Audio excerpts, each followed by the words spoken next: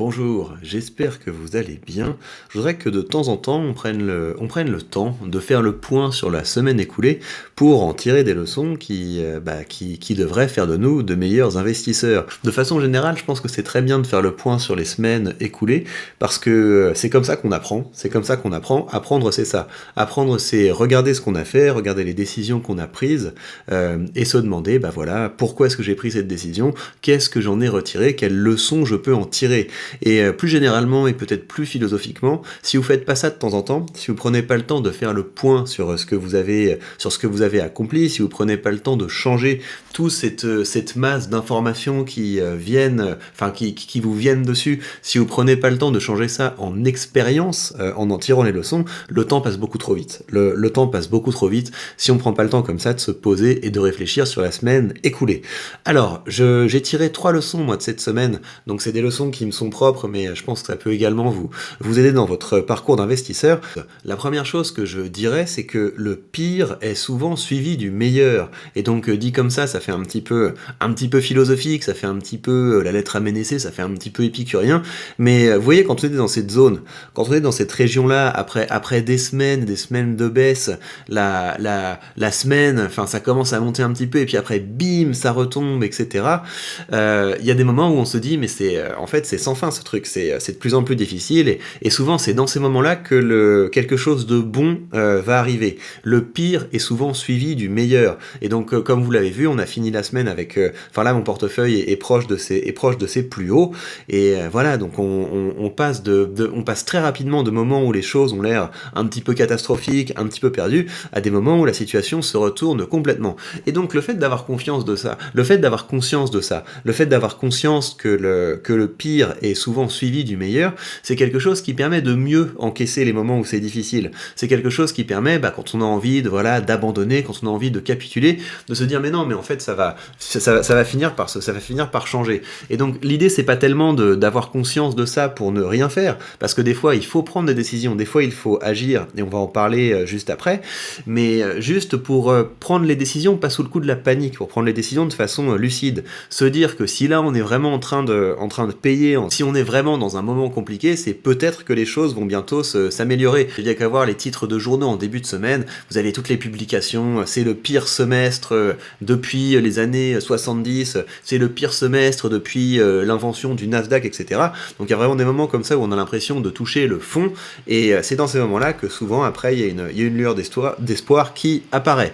Voilà, donc ça c'est la première leçon que je tire. Le pire est souvent suivi du meilleur, et donc c'est quelque chose qui est là pour être un petit peu plus résilient. C'est quelque chose qu'il faut se dire pour devenir un petit peu plus résilient, parce que plus ça va, plus je me dis que le gros du travail d'un investisseur, c'est de savoir gérer son tempérament et de savoir gérer ses émotions.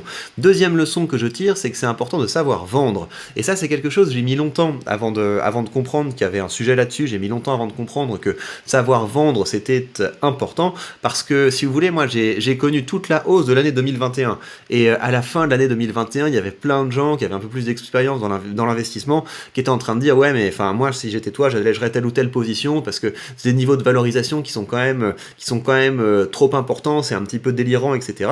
Et non, moi, je me disais, j'avais vraiment cette idée, non, tu achètes et tu gardes, c'est comme ça qu'on fait, parce que imagine que tu vendes et après ça part en flèche, tu passes à côté de la hausse. Mais le point, c'est pas tellement ça.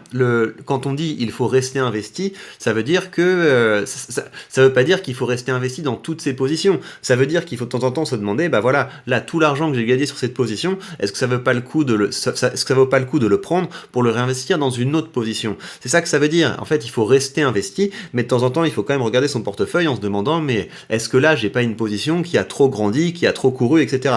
Alors, si ça fait peu de temps que vous avez commencé à investir, commencez pas à regarder vos portefeuilles en vous disant, non, mais il faut peut-être que je vende un truc, est-ce que j'ai pas quelque chose à vendre dans mon portefeuille? Non, c'est vraiment juste, dites-vous ça, que quand la conjoncture va se retourner, parce qu'au bout d'un moment, on va aller, je pense, dans un marché haussier qui va durer un petit peu longtemps, dans ces moments-là, il faudra vous dire, est-ce qu'il n'y a pas des positions auxquelles il faudrait que je me sépare, des positions où il faut que je me dise, tiens, est-ce que j'ai vraiment envie de rester investi dans cette position à ce niveau de valorisation?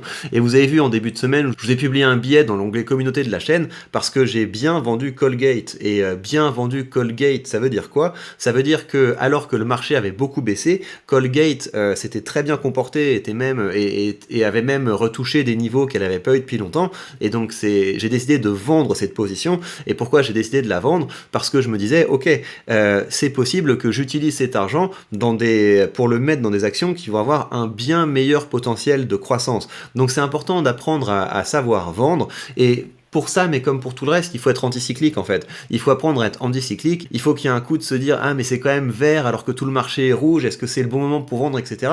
En général, quand on est anticyclique, on prend d'assez bonnes décisions. Vous en faites ce que vous voulez évidemment, là je partage avec vous mes leçons, et voilà, on discute, hein, on est là pour discuter.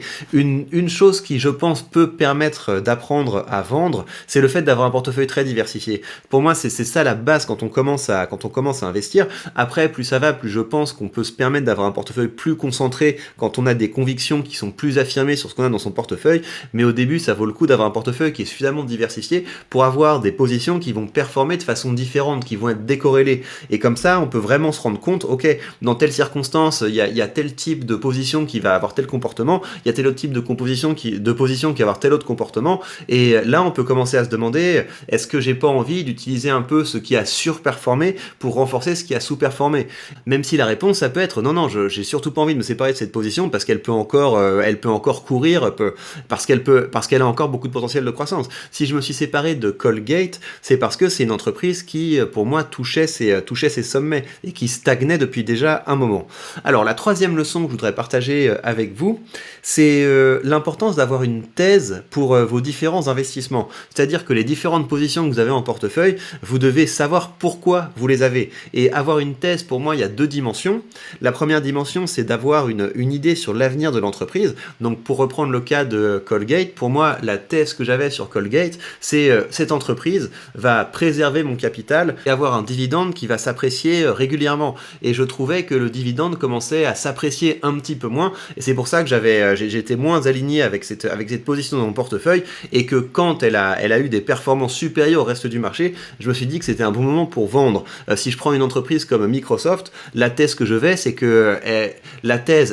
j'ai, c'est qu'elle va continuer à croître très rapidement. Pareil pour des boîtes comme Nvidia, comme Google, ce genre d'entreprise que j'ai dans mon portefeuille. Ma thèse, c'est que ça va être des entreprises de croissance qui vont peut-être baisser plus quand le marché baisse, mais qui vont monter beaucoup plus quand on sera dans un marché haussier.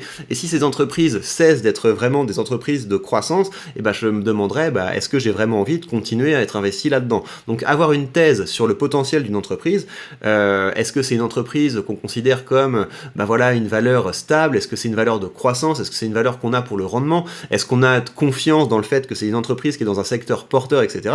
Donc ça, c'est la première dimension de la thèse. Et pour moi, la deuxième dimension d'une thèse, c'est quelle est la fonction que ça doit avoir dans mon portefeuille? Est-ce que c'est quelque chose qui est là pour tirer mon portefeuille vers le haut?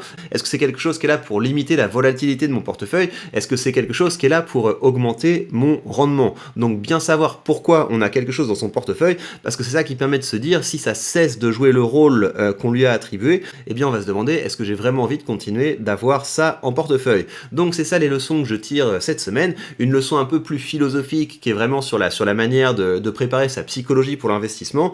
Gardez à l'esprit que le pire est souvent suivi du meilleur.